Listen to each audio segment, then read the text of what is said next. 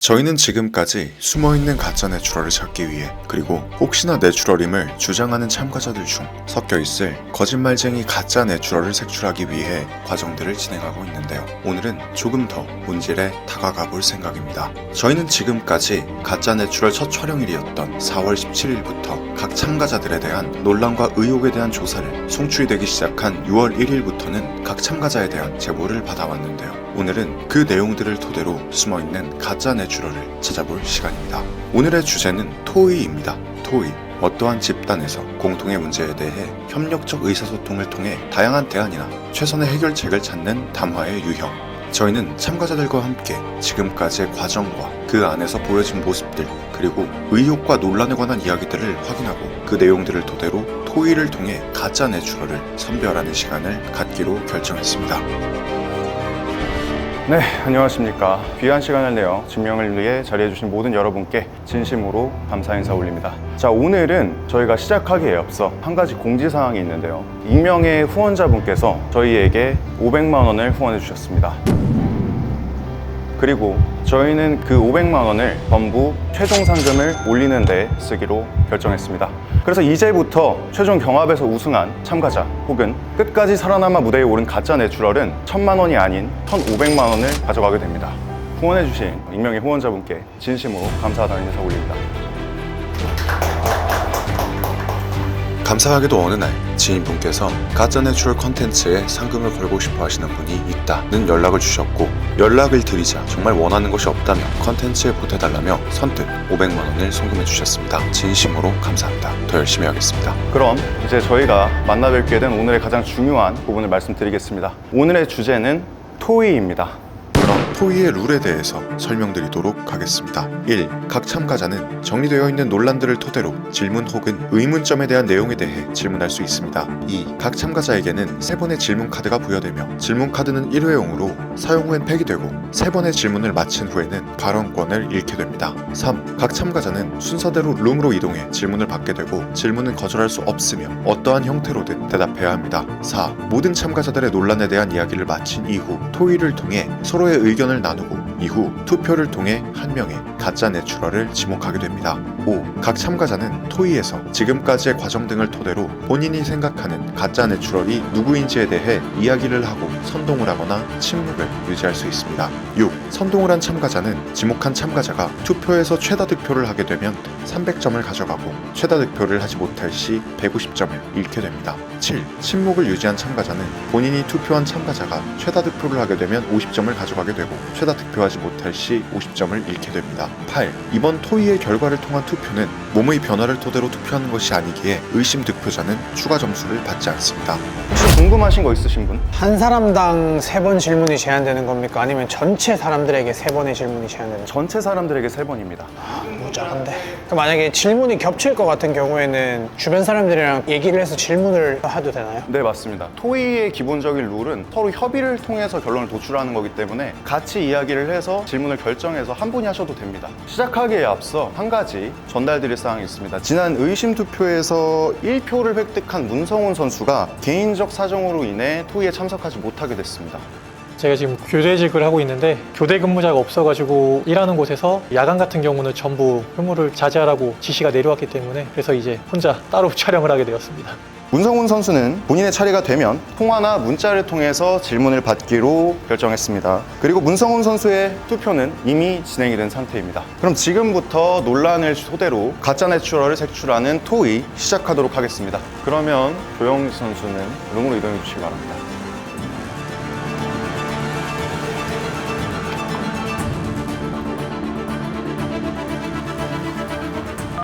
도착하셨나요? 예, 도착했습니다. 그럼 조영지 선수의 논란에 대한 이야기를 한번 확인해보는 시간을 가져보도록 하겠습니다.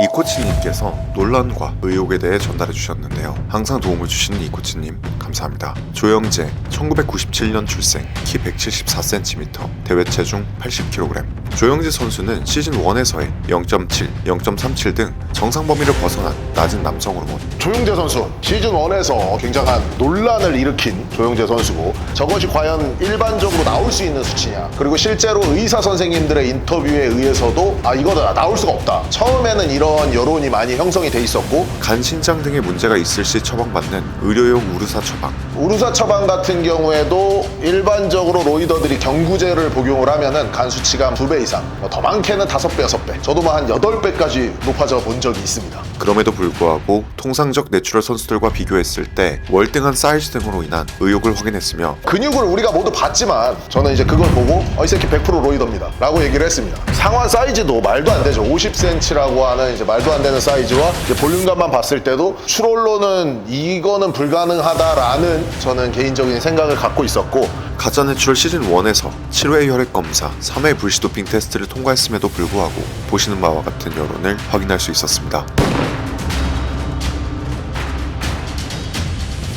자, 이제 조영재 선수에게 질문하고 싶으신 분들은 카드를 제출하고 질문해 주시면 감사하겠습니다. 나는 의문점은 되게 많은데 왜 그런지 모르겠어요. 이럴 것 같아갖고. 왜냐면은 전 세계적으로 내추럴 선수 중에 50cm 이상도 힘든 건데 0.7도 전 세계적으로 힘든 거예요. 왜 전 세계적으로 힘든 게 본인한테만 나타나는지 그런 거에 대해서 물어보는데 그냥 본인도 모른다고 할 거예요. 전 팔둘레 50은 비시즌이면은 충분히 가능하다고 생각하거든요. 근데 50을 본인이 넘는다고 했으니까 그건 사실 노이더에도 안 되는 사람들이 많으니까. 내가 질문을 해볼게, 영재 씨한테.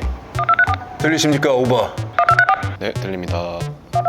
팔둘레 50cm가 넘는 전 세계적으로 내추럴 선수들이 되게 드물고 0.7의 테스토스테론 수치가 나오는 남자도 전 세계적으로 드물어요. 왜 전 세계적으로 드문 이런 상황들이 본인한테만 이렇게 나타날 수가 있는 건지. 이거에 대해서 저는 좀 설명을 듣고 싶습니다. 팔둘레 같은 경우는 좀 거만해 보일 수도 있지만 팔 운동을 저처럼 잘 하는 사람을 많이 보진 못했던 것 같아요. 삼두에 대한 크기는 저도 어디 가서 저보다 큰 사람을 많이 보지는 못했던 것 같고, 그다음에 0.7이라는 호르몬 수치는 제가 주먹님과 마찬가지로 탄수화물 사이클링을 했었었는데 놀리는 거예요? 하다가 주먹님이랑 똑같이 탄수화물 사이클링 했었었는데 5월 미스터서를 시작으로 11월 몬스터짐까지 이제 메인 대회를 4개 정도 뛰었는데 긴 시즌으로 인해서 몸이 무리가 많이 간 거지. 그 상태에서 가짜뉴트럴 원 촬영도 들어가게 됐고 호르몬을 재니까 저도 원래 8점대가 나왔던 사람인데 이제 0.7, 0.34? 저도 그거에 대해서는 정확히 모르겠지만 저칼로리가 많이 되지 않았을까 저는 생각이 듭니다. 알겠습니다. 아무리 낮아도 0점대로 떨어질 일은 거의 없는 게 아니라 불가능에 가까운 수준이어가지고. 여기 참가자 중에 불시도핑이랑 피검사를 저만큼 하는 사람은 없다고 생각을 해서 피검사랑 불시도핑 합치면 10번 넘게 했으니까 저만큼 많이 한 선수는 혈기원 선수 빼고는 좀 없는 것 같아가지고 제가 모르는 분이 또 있을 수 있겠지만 지금 논란 의혹에 대한 거 말고도 질문해도 되는 거고. 질문은 편안하게 해주셔도 되세요. 그럼 제가 하나 쓰겠습니다.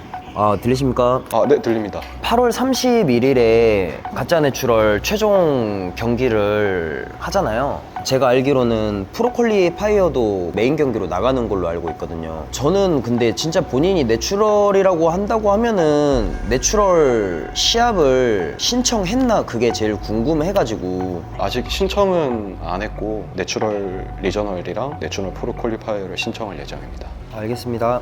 지금까지 영재 씨의 논란과 의혹에 대해 질문하는 시간을 마쳤는데요. 지난 경합에서 가장 많은 의심 투표를 받았던 박요한 선수는 룸으로 이동해 주시면 감사하겠습니다.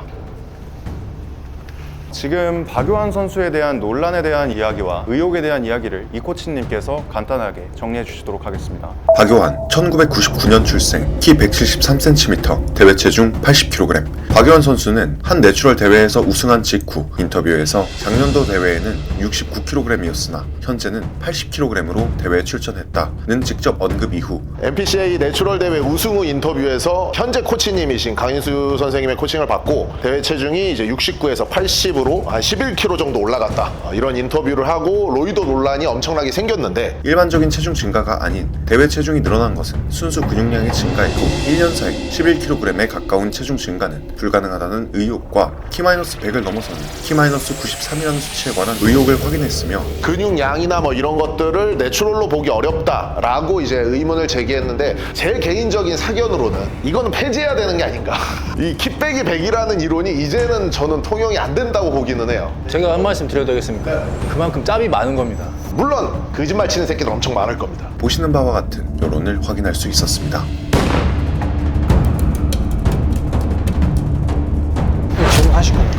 나는 박유환 선수는 하고 싶은데 강인수 씨한테 왜 찾아갔는지. 아, 오케이. 너는 뭔 질문? 강인수 선수님한테 왜 찾아갔는지. 이게 11kg가 올라갔다는 건데 컨디셔닝도 더 좋아진 건가요? 첫 대 때 69kg인데 두 번째, 세 번째로 갈수록 이제 몸의 글리코겐 저장률 이런 게 달라져서 로딩을 좀 더 과감하게 해서 조금 더 올릴 수도 있긴 하잖아요. 그 범위의 체중이 뛰어넘었다고 생각하는데 이거는 지금 저기서 제 뒷담화를 하고 있는 거잖아요. 형사가 된 것 같아요. 해봐라 어디 한번. 나는 꼭 그거 알아야겠어. 가시죠. 들리나 오바? 들립니다 오바. 일반적으로 내추럴 선수들이 내추럴 선수로 몸이 좋아지려고 생각한다면 내추럴 코칭을 잘하는 선수나 코치를 찾아가는데 그 약물 쪽에서 제일 유명 인사인 강인수 씨를 찾아간 이유가 뭔지 모두가 약물 사용했을 거라는 의심을 받을 거란 걸 알았을 텐데 나는 그게 정말 궁금합니다. 저는 케미컬에 대한 생각을 하지 않았지는 않기 때문에 강인수 선생님한테 저도 한번 조언도 받고 병원에서 이제 피 검사라든지 여러 가지 검사를 해본 결과 하면 안 된다는 이제 판정을 받아가지고 그 후로는 강인수 선생님의 티칭 방식이 마음에 들어서 달마다 조금씩 변화하는 그런 몸에 대한 변화들 덕분에 받고 있습니다. 좀 다르게 말할까? 그러면 마지막으로 강인수 선생님한테 티칭을 받고 시합 체중이 11kg가 늘은 몸으로 시합을 나갔는데 그게 티칭 덕분이라고 생각하십니까? 사실 제가 시합 체중을 많이 늘려서 나간 거는 맞지만 근육량에 대한 인바디적인 변화는 많이 없었었거든요. 어느 정도 다이어트 기간이 많이 길었기 때문에 야금야금 빼서 시합을 나갔기 때문에 좀 더 시합 체중을 아끼면서 시합을 뛰었었습니다. 알겠습니다. 이상입니다. 약물을 쓸 생각이 있긴 있었다. 저도 궁금한 게 아예 애초에 없었으면 혈액 검사 해볼 생각조차는 안 했을 텐데 그걸 염두를 해두고 혈액 검사를 했다는 것 자체가 근데 오히려 다르게 생각해보면 쓸 생각이 반반인 상태에서 갔는데 병원에 쓰지 말라고 하니까 코칭은 받고 싶고 그래서 그냥 내추럴로 받았다. 이것도 일리 있는 말일 수도 있긴 해. 그것도. 선생님이 최고거든요. 진짜 몸이 완전히 바뀌었죠. 그래서 대한민국 최고를 찾아간 것은 나의 탁월한 선택이었다. 누가 물어보실 분 있으시면 물어보세요. 이걸 물어봐도 이 사람이 로이더다 이런 거. 결정적인 저기가 없으니까. 이 사람의 표정 변화를 보면서 이렇게 얘기를 하고 싶은데 무전기로만 얘기하니까 사실은 짐작하기가 좀 그래. 사실 다른 사람이 더 의심이 많이 가는데 왜 사람들이 저만 투표를 진행을 했나. 제가 저 사람들이다 생각을 하고 제 영상을 봐보고 제 인스타 피드를 한번 봐봤는데 로이더상이다 이 말이 무슨 말인지 정확히 알겠더라고요. 타투를 하지 말 걸 그랬습니다. 그러면 더 이상 질문 없는 것 같습니다. 자, 그러면 김권준 선수의 의혹과 논란에 대해 이야기를 나눠보도록 하겠습니다. 김권준 선수는 룸으로 이동하여 준비해 주시기 바랍니다.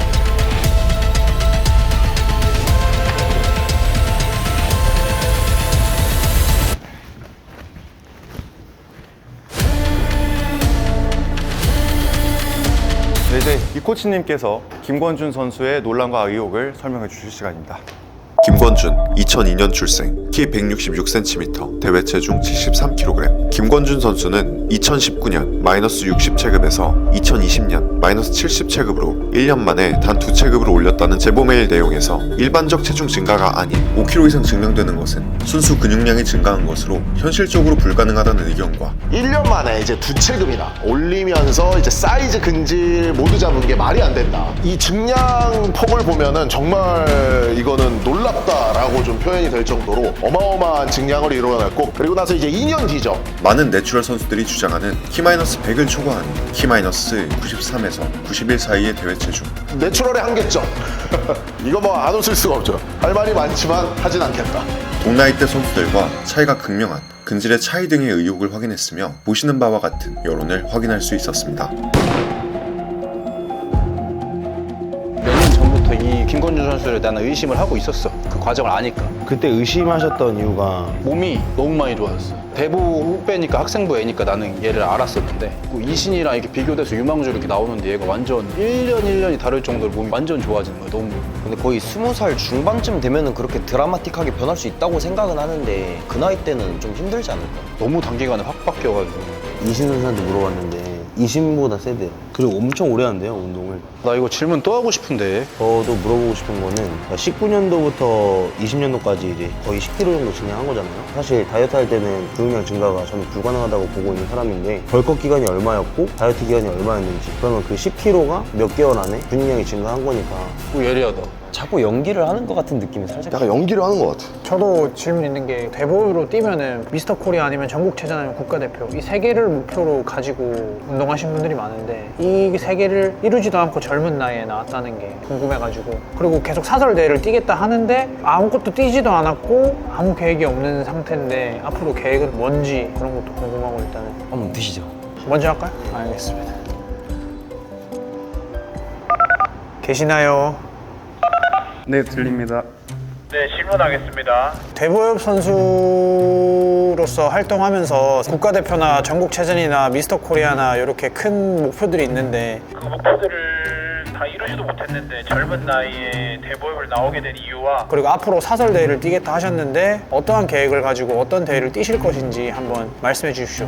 일단 대보엽을 나오게 된 계기는, 이런 얘기 좀 민감하긴 한데 실망스러운 그런 부분들이 좀 많이 있어서 좀 고민을 하다가 이번 기회에 사설 대회를 나가서 이제 프로카드 따시는 분들 많으니까 나도 프로카드 따보자 이런 생각으로 나왔고요. 대회는 이제 내추럴 프로 카드 주는 대회, 그런 대회들 위주로 저는 뛸 생각입니다. 아무것도 모르시는 것 같은데 그런 대회? 안 알아본 것 같아요. 나가면 따겠지 생각인가? 다 됐겠죠? 말을 잘해야 되니까. 아무 계획이 없으신 것 같은데. 저는 내추럴 보디빌딩 정점을 찍기 위해 내추럴 프로 대회를 뛸 겁니다. 저도 한번. 들리십니까? 네, 들립니다. 제가 생각하기에는 다이어트를 하면서 근육량 증가는 거의 불가능하다고 생각을 하는데 19년도에는 59.2kg 체중으로 뛰시고 20년도에는 마이너스 70으로 뛰셨는데 혹시 벌컥 기간이랑 다이어트 기간 이런 건 좀 알 수 있을까요? 벌크업 기간은 대회가 몇 월이었는지 기억이 안 나는데 대회 끝나자마자 바로 시작을 해가지고 80kg 넘게 됐었고요. 다이어트 기간 딱 그 기억이 안 나는데 3, 4개월 하지 않았을까요? 그 자세하게 기억이 안 나네요. 좀 돼가지고. 저는 이분의 답이 가장 불명확합니다. 지금까지 있어서. 기억이 안 난다고 할 말이 없는 거잖아. 이분의 대답이 공통적으로 다 불명확해요. 잘 모르겠습니다. 그냥 할 예정입니다. 이런 식이고 청문회 스타일이야. 드러내기를 꺼려한다는 점에서 의심스럽지 않나. 고도의 연기는 해야겠지만 자신이 고도의 연기를 할 자신은 없기 때문에 차라리 숨기는 전략을 택했다고 저는 보거든요. 본인의 논란은 본인이 제일 잘 알고 있을 텐데 두루뭉실하니까 물음표의 사나이네 되게. 이게 무전기로 하니까 좀 답답하다. 막 앞에서 제대로 얘기해주고 싶은데 말을 제가 조리 있게 못하네요. 나 이 하고 싶은데. 카드 줘도 되나요? 카드를 대신 질문해 주시면 아, 그래요? 제가 질문할게요 그러면. 권준 씨 들리십니까? 네, 잘 들립니다. 제가 알기로는 권준 씨가 보디빌딩 시합 준비를 할 때 찾아가서 이제 배운 걸로 알고 있는데, 그리고 그때 급격한 체중 증가를 이뤘는데 좀 의심을 들긴 하는데 그거에 대해서 어떻게 생각하시고 왜 나오게 됐는지에 대해서 설명을 해주시면 감사하겠습니다.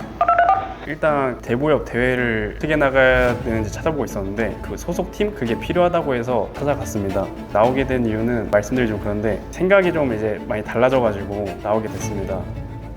답답해.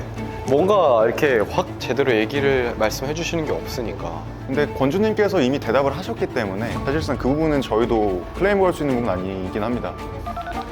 들리시나요? 네, 들립니다. 저는 일단 그 내추럴 한계는 높다고 생각을 해서 체중이나 이런 걸 떠나서 이제 본인과 요한님의 1년에 는 체중량이 똑같은데 이게 11kg가 올라갔다는 건데 컨디셔닝도 더 좋아진 건가요? 많이 놀라셨는지 궁금합니다.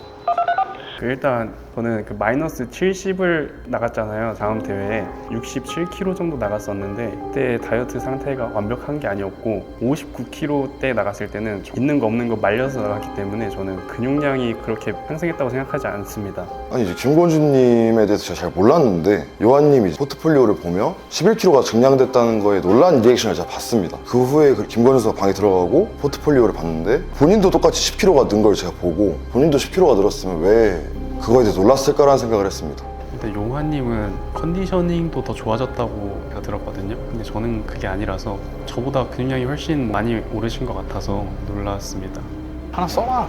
돈 주는 거 아니야. 써야 돼. 저는 생각해 놓은 분이 한 분 있기 때문에. 아, 그래? 세 개 몰아서 할 거야, 한 사람한테? 그럴 수도 있어요. 김권준 선수의 의혹에 대한 이야기는 여기까지 마무리하도록 하겠습니다. 그러면 현진명 선수 룸으로 이동해 주시면 되겠습니다. 하나만 해주라. 하나만 부탁할게. 하나만 부탁할게. 하이라이트네. 이어서 현진명 선수의 현재 논란과 의혹들을 확인해 보도록 하겠습니다. 현진명, 1987년 출생, 키 177cm, 대회 체중 80kg. 가장 공격적으로 로이더들을 앞장서서 잡들이를 하고 계시죠. 현진명 선수는 본인이 주장하는 키-100을 넘어선 키-97에 달하는 대회 체중과 최근에 달리는 댓글에서는 여성 호르몬을 투여하고 있다. 그리고 사이즈 등에 대한 의혹을 확인했으며 보시는 바와 같은 여론을 확인할 수 있었습니다. 설명이 이렇게 짧은 것도 처음인 것 같은데. 부모님은 너무 그 유명한 로이더 머더퍼커셔가지고 로이더면은 너무 리스크가 너무 큰 거 아닌가, 이게 1,000만 원 치고는. 거의 정신병적으로 로이더들이 누가 봤을 때는 그렇게 느껴질 정도로 욕을 하고 있으니까 제가 그렇게 로이더라고 밝혀지면은 모든 걸 다 잃는 게 되는 거죠. 사이코가 되는 거죠, 완전. 저렇게 강력하게 말하는 사람이 그럴 수가 없어. 만약에 진짜 가짜 내추럴이시면은 헬스장 받으셔야죠. 나 이거 컨텐츠가 망할 것 같은데. 네, 그러면 질문하실 거 없으실까요? 없어요, 이건 진짜. 돌아오시면 됩니다. 안녕히 계세요. 이럴 줄 알았어요. 아무 질문도 저한테 안 할 걸 예상하고 있었습니다. 근데 막상 그러니까 좀 서운할게. 지금까지 현진명 선수의 논란과 의혹에 대해서 확인을 해보았고요. 이어서 홍승현 선수님의 논란과 의혹에 대해서 확인해 보도록 하겠습니다. 홍승현 선수, 룸으로 이동해 주시면 되겠습니다. 자, 그러면 지금부터 홍승현 선수의 논란과 의혹에 대해서 정리해드리는 시간을 가져보도록 하겠습니다. 홍승현, 2006년 출생, 키 166cm, 대회 체중 70kg. 홍승현 선수는 약 16세부터 20세까지 4년간 25kg 이상의 체중 증가. 지금 17세에서 20세까지 3년 동안 근육량이 25kg 이상의 이제 체중 증가를 이루었고, 킨 상태나 이런 걸 봤을 때 지방이 막 더 많이 꼈다 이런 느낌은 사실 전혀 없죠. 그리고 그중 운동을 처음 시작한 16세, 1년이 안 되는 기간 동안 육안상 보이는 체지방량의 차이 없이 약 13kg의 체중 증가를 이뤄냈다는 것에 대한 의혹과 이런 사례는 사실 로이더들한테도 자주 있는 사례는 아닙니다. 저도 이제 아직 티칭한 친구 중에 이렇게까지 발달한 친구는 없었어요. 운동 시작 이후 급격한 트러블 증가, 붉어지는 혈관, 얇은 스킨, 다이어트를 진행한 이후에도 부어있는 듯한 얼굴 등 약물 사용자의 특징이 전반적으로 보여진다는 의혹을 확인했으며 보시는 바와 같은 여론을 확인할 수 있었습니다. 홍승현 선수도 질문하면은 애매모호하게 잘 모르겠다 이런 식으로 대답할 것 같아가지고. 내가 맹해. 그러면 저 질문하겠습니다.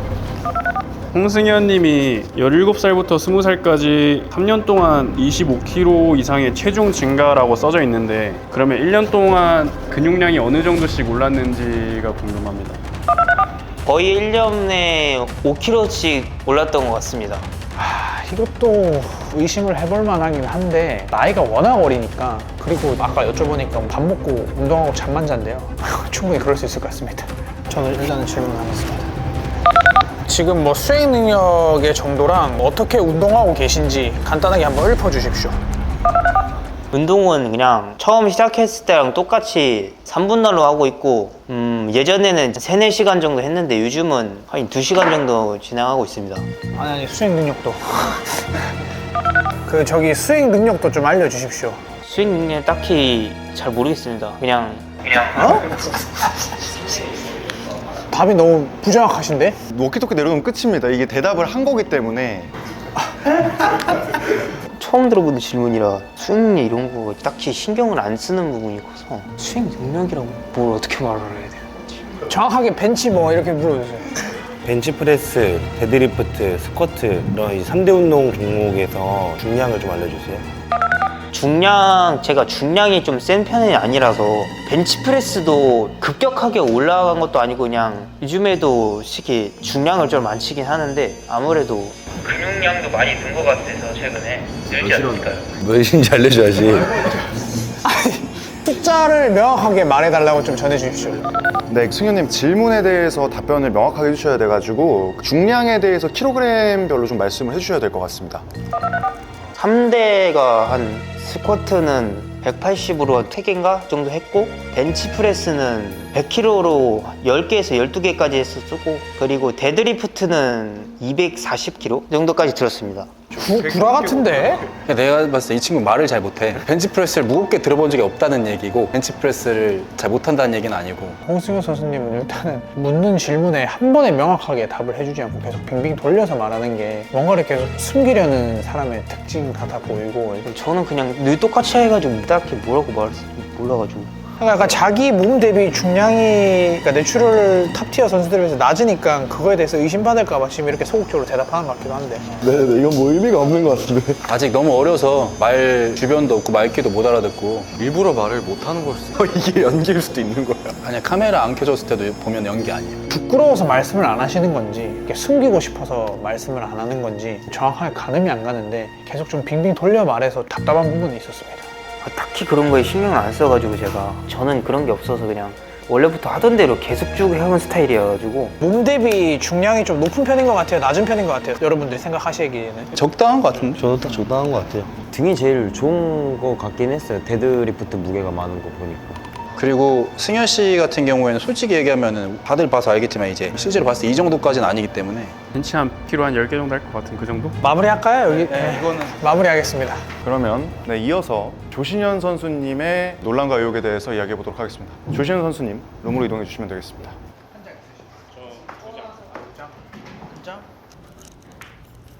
저한테 질문 안 하실 것 같은데. 조신현, 2002년 출생, 키 170cm, 대회 체중 73kg. 조신현 선수는 군복무 중 급격한 근육량의 증가로 입대 전 고등학생일 당시 운동을 시작해 일반적인 몸에서 입대 이후 급격하게 몸이 성장해 전역 직후 최연소로 IFBB 프로카드를 획득하기까지 약 4년의 시간이 소요되었고 병장 1호봉에 이 몸이 이렇게 돼요. 심지어 외부가 아니라 군대에서 지금 이렇게 된 거예요. 그래서 굉장히 제가 놀랐던 기억이 있습니다. 그리고 짧은 구력 대비 완성도 있는 몸에 대한 의욕과 T-100을 넘어선 T-97에서 94에 달하는 수치에 관한 의혹을 확인했으며 보시는 바와 같은 여론을 확인할 수 있었습니다.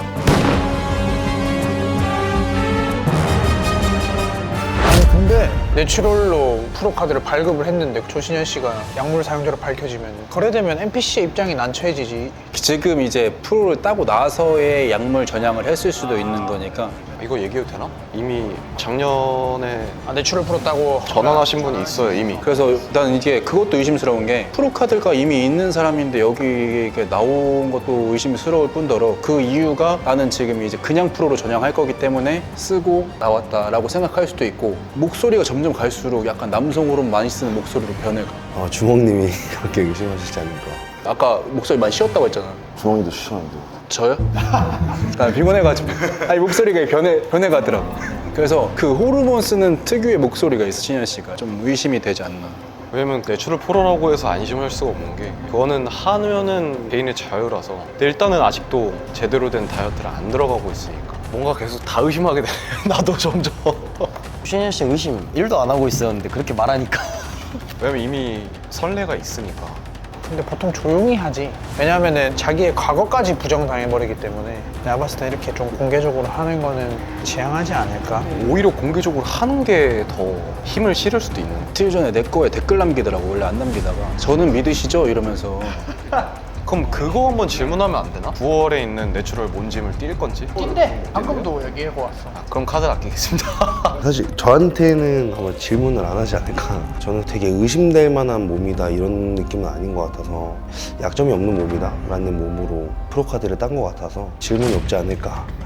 넘어가겠습니다. 네, 그러면 조신현 선수에 대해서는 아무도 질문하지 않는 걸로. 조신현 선수님, 네, 돌아오시면 됩니다. 저는 슈퍼 내추럴입니다. 어차피 제가 이길 거니까 찐 내추럴인으로서 다 이겨드리겠습니다. 네, 지금까지 조신현 선수의 의혹에 대해서 확인을 해봤는데요. 주성민 선수의 논란과 의혹에 대해서 이야기 나눠보도록 하겠습니다. 주성민 선수, 룸으로 이동해 주십시오.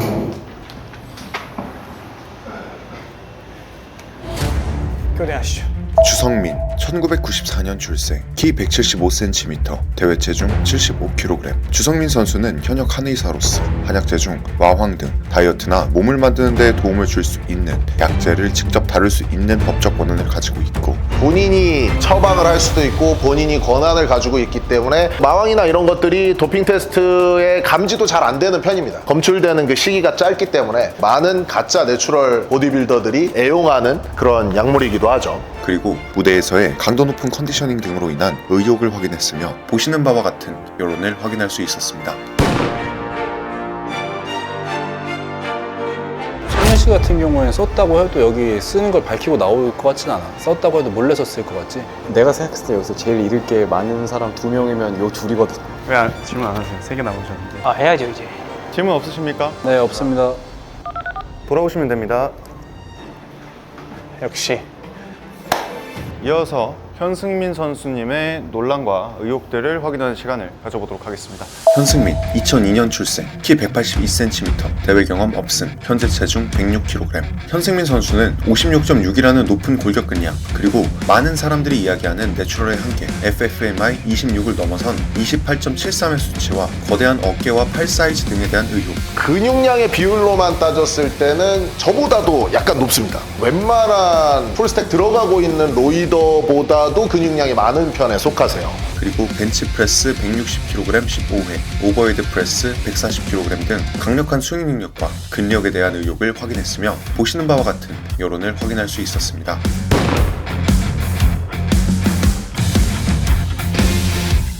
이 카드 안 쓸 거야? 아니 저 한번 질문하려고요. 돈 주는 거 아니야. 빨리 써야 돼.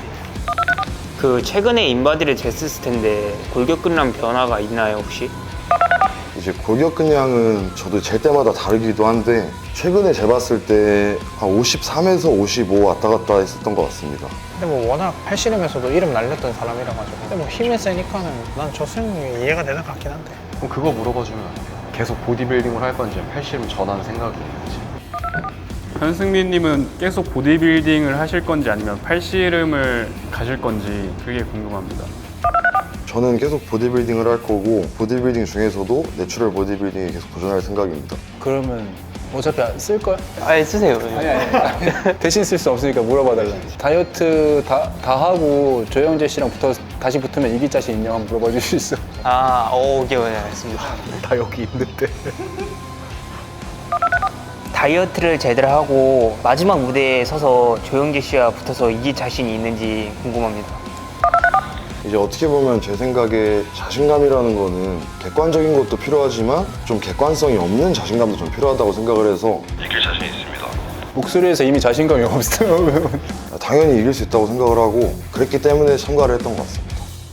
좋습니다. 혹시 질문하실 거 더 있으실까요? 없으시면 그만하셔도 됩니다. 이어서 문성훈 선수의 논란과 의혹을 확인해 볼 시간입니다. 그런데 앞서 말씀드렸듯 문성훈 선수는 근무 중이기 때문에 통화를 통해서 진행을 한다는 점 양해해 주시면 감사하겠습니다.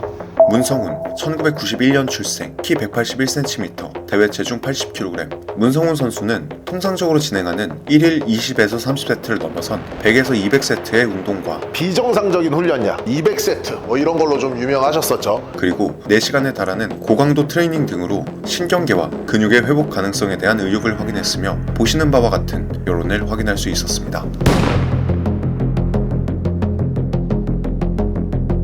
네, 문성훈 선수님 지금 질문 있으시면 질문 받으시면 됩니다. 예, 알겠습니다. 네. 첫 번째 촬영에 비해서 두 번째 촬영 때도 체중이 올랐고 컨디셔닝은 사실 첫 번째 촬영이랑 두 번째 촬영이랑 똑같다고 봤거든요. 지금 뭔가 잘못 알고 계시는데 체중을 낮추고 있습니다. 첫 번째 촬영 때가 한 89kg 정도 나갔고요. 두 번째가 이제 85에서 86 나갔습니다. 전에 다른 유튜브 채널에서 약물을 쓸 의향도 있냐 그랬는데 그거에 대해서는 좀 오픈된 말씀으로 얘기하셨던 걸로 기억을 하거든요. 당연히 그거는 저는 이제 크게 신경 안 쓰고 기회가 되면은 언제나 써보고 싶긴 한데 그게 요새 열심히 돈 벌어야죠. 그래서 지금 이렇게 일하고 있고. 약물 쓸 생각이 있어서 돈 벌어서 열심히 일하고. 기회가 되면은 이 내추럴로서는 제가 이제 키도 있고 이러잖아요. 뭔가 채우기가 힘들 것 같아서 그런 욕심은 있습니다 항상. 조져버리네 그냥. 그러면 이번에 가짜 내추럴 말고 다른 대회에 대한 일정이 혹시 있으실까요? 아니요, 이번 연도는 지금 계속 제가 이직이나 뭐 이런 걸로 바빠서 아직까지는 일정이 없습니다. 지금 제가 대회를 뛰기에는 저희 집안 상황도 그렇고 이렇게 시간을 어딘가에 많이 할애할 수 있는 그런 상황이 아니라서 올해는 좀 제한이 있습니다. 저는 이걸로 마무리하겠습니다. 안녕하세요. 질문이 있는데 지금도 운동을 200세트씩 하는지 그렇게 하면 회복이 되는지 세 가지가 저는 궁금합니다. 현재는 시간이 없어서 지러에 1시간 반 정도 하고 있고 일 때문에 시간이 없어서 당시 200세트 했던 이유 같은 경우는 중량을 치는데 제한이 많다 보니까 적당히 하면서 세트 수를 좀 많이 가져가자라는 식으로 해서 그렇게 했었습니다. 그리고 회복 같은 경우는 제가 느껴본 적이 없어서 크게 잘 모르겠습니다. 네, 알겠습니다. 예. 저 질문 하나 하겠습니다. 질문해도 되겠습니까? 가짜 내추럴 참가 신청을 할 때 이메일로 신청서를 작성을 해서 보내잖아요. 스크린샷을 해서 제가 볼 수는 없는 상황이기 때문에 어떤 식으로 자기소개를 해서 신청을 했는지 그냥 간단하게 궁금해서 좀 알려주실 수 있나요? 저 같은 경우는 이제 원래 시즌 1 때도 신청을 해가지고 안 돼서 이제 다시 시즌 2에 신청을 했는데 오랫동안 운동을 해왔고 이런 운동을 해왔던 거 바탕으로 내추럴 대회가 열리니까 돈도 필요할 겸해서 이제 지원하게 되었습니다. 일단 알겠습니다. 지금 주성민 선수가 또 질문 하나 하신다 그래서 잠시만요. 일단은 본인이 가짜 내추럴에서 우승할 확률이 얼마나 된다 생각하시고 만약에 가능성이 희박하다면 왜 굳이 없는 시간과 좋지 않은 환경을 두고 어떠한 걸 얻기 위해서 참여하셨는지 그런 것이 좀 궁금합니다. 저는 그래도 제가 한 절반 정도 확률로는 우승할 수 있지 않을까라는 생각이 아직까지는 있습니다. 저는 제가 제 다이어트 된 상태를 어느 정도 알고 있기 때문에 그런 자신감은 있고요. 출연한 이유는 저는 항상 증명에 대한 약간 남들과의 다른 운동하는 길을 걷고 있기 때문에 개인적인 그런 증명하는 목표도 상당히 큽니다. 네, 잘 들었습니다. 예. 질문 드리겠습니다. 이제 아까 제가 듣기로는 평생 내추럴로 운동할까지는 아니라고 제가 들었는데 그러면 이제 향후 가짜 내추럴이 끝난 후 2, 3년 동안 내추럴 대회가 아닌 다른 대회를 나갔을 때 무조건 비난을 많이 받게 되실 건데 앞으로 2, 3년 안에 내추럴 대회만 나간다는 확신이 있으시고 약속을 해주실 수 있는지 궁금합니다. 예, 아니 뭐 대부 시험 나가면 대부 시험 나가는 거고 내추럴 리저널 나가면 내추럴 리저널 나가는 거겠죠? 질문의 요지가 정확히 뭔가요? 네, 좋습니다. 지금 다른 참가자분들 질문 다 끝났거든요. 귀한 시간 내주셔서 감사합니다. 네, 감사합니다.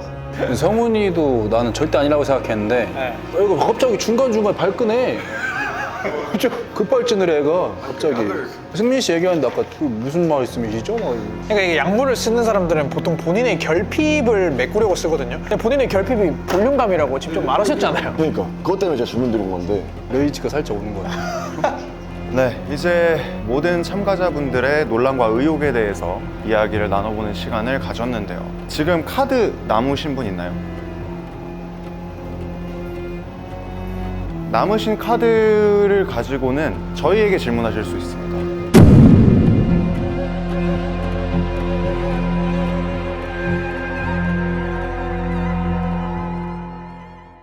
안녕하세요, 조준입니다.